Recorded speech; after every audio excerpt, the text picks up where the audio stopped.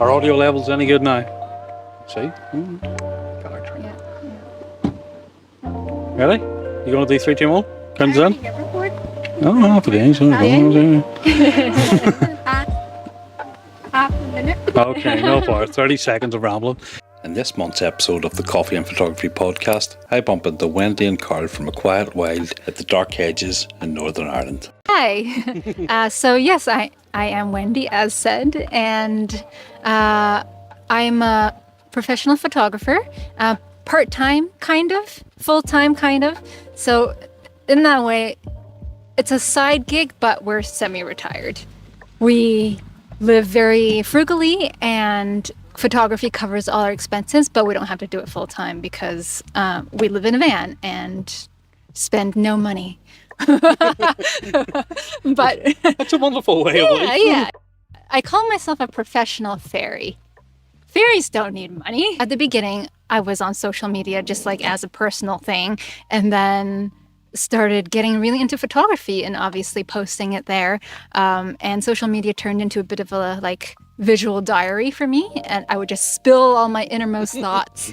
And it didn't matter if, I grew or not. Like, that was never really the point of it.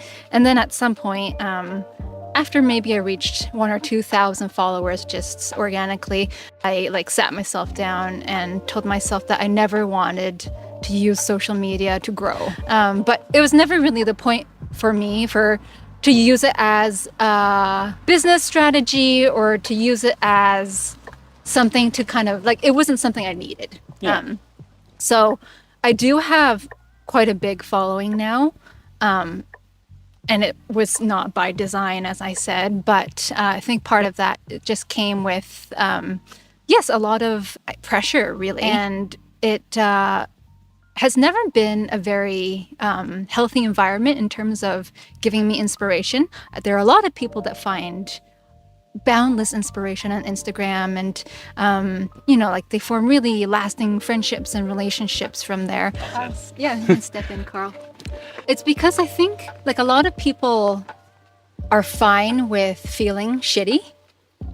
Yeah. Just to put it bluntly, they're like, I hate Instagram and my reach is so bad these days, but they keep doing what they do. Whereas the first time I was like, I really hate looking at how many likes I have, I turned them off. Yeah. I was like, I never want to look at this again. It made me feel like shit. So I found that consuming social media made me feel not good. At some point I could tell that people were tending to post things to please the algorithm, and I really didn't like seeing that. You just post when you want to post, or? I try to be very intentional in what I do. So at the point where, the not following thing came from. So a few months ago, I decided I really I want to be pretty much social media free, but I had a dilemma because it is my main source of income. Yeah. Not Instagram, but photography. Yeah. And all my clients come from Instagram at the moment. And I know that there are ways to be a very successful photographer without using social media at all. There are people that do it. But because I have a really good, big platform right now, filled with quite a lot of like-minded people that love nature, and that love, living in the wild and being very in tune with the nature that's inside ourselves.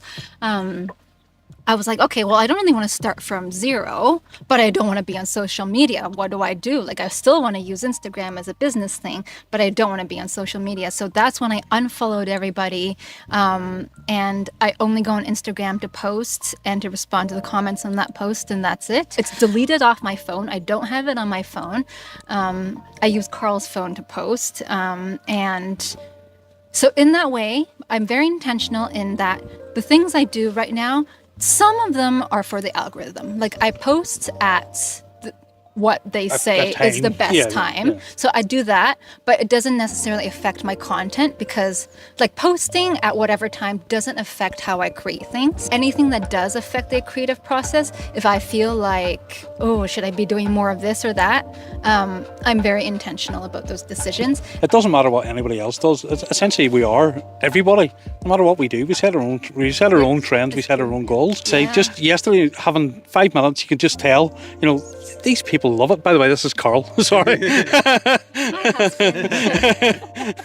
Assistant. Yeah, husband, assistant, and tripod, as I got told yesterday. I think in the end, it's a tool, right? But it's a tool that kind of runs away with people. Like they kind of stop using it the way they intended it to be. And for me, like it can be a really great thing. Like, as I said, I met the people, like some of the people I love most in the world through Instagram, but that is because I was very intentional with taking, like a very brief 3-second comment on a post and turning it into in-depth conversations over DM, and then meeting them in person, and then meeting them again in person, and traveling with them, and taking photos with them, and that's how they became my friends. Not because I talked to them on Instagram, but because I talked to them in real life. Not sure if you've bumped into sort of many people, but if you've bumped into some people that actually do follow you, who leave comments, people tend to be social media people. And then the real life. Yeah. It's probably quite common because I find that most people I meet on Instagram that are photographers are introverts. Photography is a very introverted thing. So sometimes they're extreme introverts. Yeah. So to meet them in person, they're kind of like all awkward because there's no divide. I just think that's even though online they seem like they're like, the friendliest and most outgoing person. And because they have a protection of they have that being not there. Yeah, exactly. And I think that's part of the problem is you think that you're connecting with people on social media, but it's just tricking your brain. Like, social media is junk food for your social life. Yeah. Like, it's empty calories. Yes, you get connection, but it's not a deep connection. And until you bring those social media connections into your real life, then they don't really serve a purpose in the end for me. So that's kind of why I made that decision. You are taking it back to basics, although obviously you do need some sort of income. You do need some sort of income for fuel, to eat, sometimes for the niceties. Every now and again stay in a hotel to get away from the camper. We don't stay in a hotel, but we do like to eat out sometimes. Well, eating out, It's the same sort of thing, but yeah. And we take the van to expensive places like Iceland, for example, and so travel is really our priority in terms of where we put our money. Yeah. But trying to make a living from photography is right now difficult, and it's not. I think the only way that we've made it work is by, I guess, two things. One is that there's a bit of you don't want to turn your hobby into a job and ruin it. I thought like that for years. Yeah. I also had to make that decision of like, should I cross this line now? Where's the line? And where is it, like, for each person as well? Yeah. Like, I decided to cross it. Yeah. Like I made a very intentional decision. Like, I know that once I make money from it, it will change my enjoyment of it. Yeah. It will shift, right? Like, it's just different. You're still able to travel to locations. Yes. You're still able to go get lovely photos. I mean, you don't have to be in the photo. I'm guessing you take plenty of photos where you're not in it. Yeah. Because you still have that sort of interest and hobby outside of your business per se. Mm-hmm. It's very freeing. I think just the way you are living. Thank you. It's very freeing, and I think a lot of people could take inspiration from that. Yeah. And I don't think that, like, this is not the lifestyle for anyone else, right? But everyone has their own optimal lifestyle that maybe they haven't found yet, or they haven't been brave enough to approach yet. Yeah. But it's out there for them. Like, it might look different for everybody, but kind of optimizing your lifestyle is it's a different path for everyone. By the way, this is my second time meeting this couple. We agreed yesterday that Wendy was promised me fog, and to be fair, she brought the fog. Yeah.